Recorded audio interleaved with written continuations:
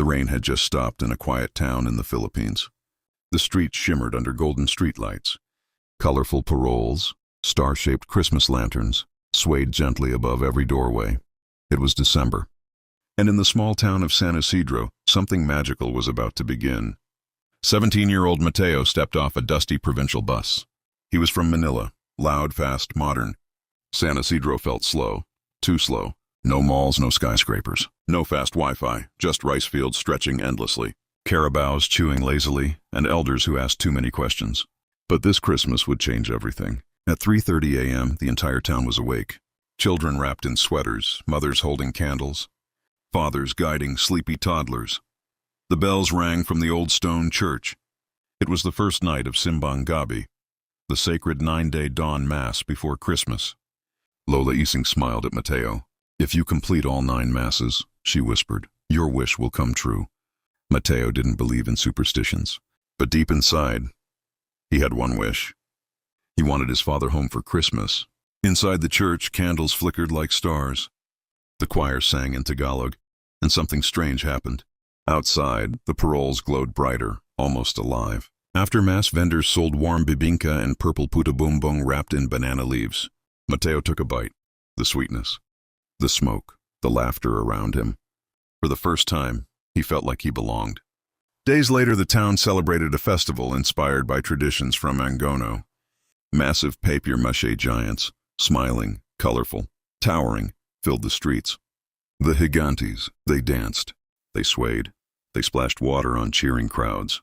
An old man leaned toward Mateo.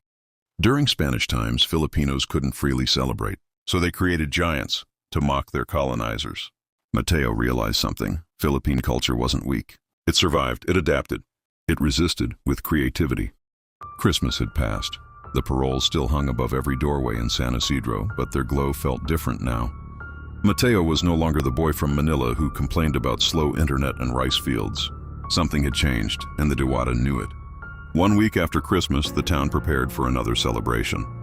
The Ati-Atihan festival, inspired by traditions from Kalibo. Drums echoed through the streets, faces painted black, tribal patterns on skin, colorful costumes dancing in rhythm. Ati-Atihan means to be like the Ati, Lola Ising explained. It honors the indigenous people who first lived on these islands, long before colonizers. Mateo watched as modern Filipinos danced in honor of ancient ancestors, past and present together. But that night, the paroles did not glow. Mateo walked toward the rice fields again. The wind felt colder this time. The Diwata appeared, but her glow was faint. "You feel it too," she said. "Feel what?" Mateo asked. "The forgetting."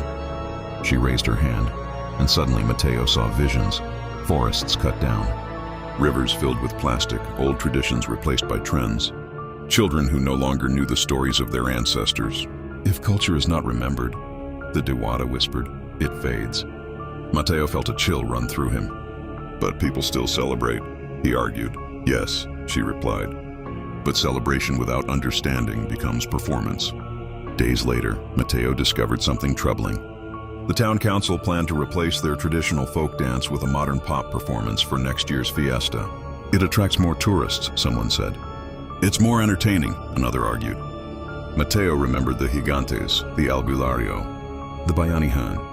Were they becoming decorations instead of living traditions? That night, he visited the oldest man in town, Lolo Amado. "Tell me a story," Mateo said. And Lolo Amado spoke of pre-colonial warriors, of barangays led by datas, of trade with neighboring Asian kingdoms long before Spain arrived. "Young people think history started with colonization," the old man sighed. "But we were already a civilization." Mateo realized something powerful. The Philippines was never just colonized. It was always alive. One evening, dark clouds gathered. A strong typhoon approached, something common in the Philippines. Winds howled, rain poured endlessly. Houses trembled, but once again the town showed its strength. Neighbors evacuated elders, fishermen secured boats. Strangers shared food, and in the middle of chaos, someone began singing. Softly at first, then louder. A traditional folk song passed down for generations. Soon, the entire evacuation center sang together. In hardship, culture became comfort. In disaster, tradition became glue. The Diwata appeared briefly in the storm's lightning, smiling. After the storm passed, Mateo made a decision. He gathered the youth of San Isidro. "We can modernize," he said, "but we cannot erase." He proposed something new, a festival that combines traditional dance, indigenous storytelling, modern music, documentary screenings about their town. Not replacement, but integration. The town agreed, because Filipino culture does not reject change. It absorbs it, transforms it, makes it its own. Months later, the festival returned. The giants marched again. Children performed the old dances, proudly. And on stage, a short film played.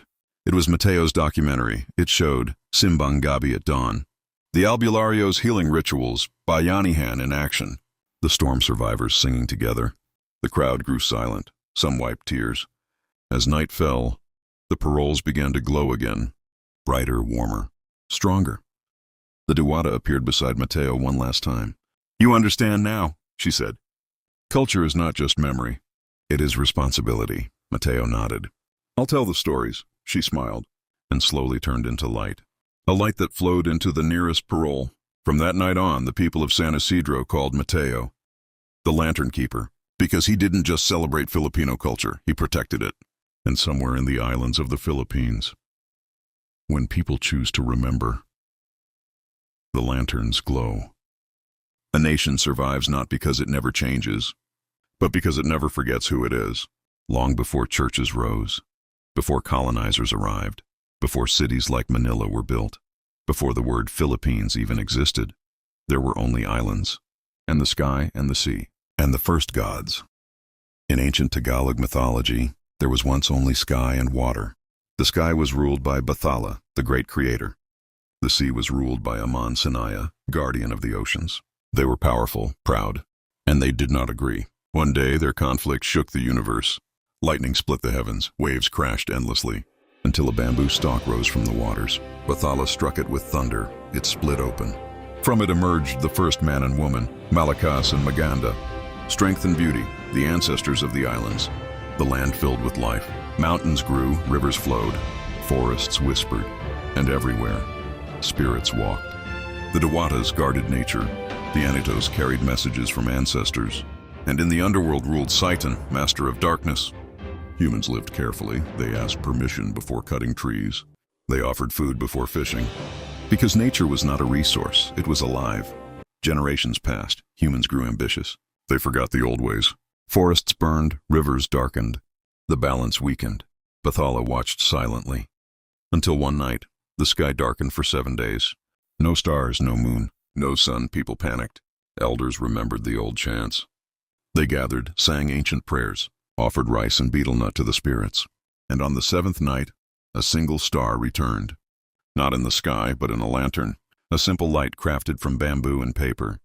It glowed softly, warmly. Hope had returned. Centuries later, that lantern tradition evolved. It survived colonization, it survived war. It survived modernization. It became the parole. The same lantern Mateo watched glow in San Isidro. Because even if people forgot the names of Bathala or Amansinaya, the memory of light remained. Culture transformed, but its roots stayed underground. Waiting that night, Mateo dreamed. He stood on a cliff overlooking thousands of islands. The diwata stood beside him. "You wanted to know where the light came from," she said. "It began long before Christmas." The ocean shimmered. And in the waves, Mateo saw faces, Malakas, Maganda, ancient warriors, farmers, fishermen, OFWs leaving for distant lands. Every generation carrying something forward. Filipino identity, the diwata said softly, is not a straight line. It is an ocean, deep, layered, moving. Mateo asked, "Are the gods still here?" The diwata smiled. "They never left. They simply changed form. Bathala became faith. Amansinaya became respect for the sea. Seton became the struggle within every human heart. And the diwatas, they exist in anyone who protects the land." She looked at him. "And now, so do you." Back in San Isidro, Mateo lit a parole himself. But this time he understood something deeper. It wasn't just decoration, it was legacy. A symbol that survived. Pre-colonial kingdoms, Spanish rule, American occupation, Japanese invasion, modern globalization, and still, the light remains. Before there was a nation, there were stories. Before there were churches, there were chants.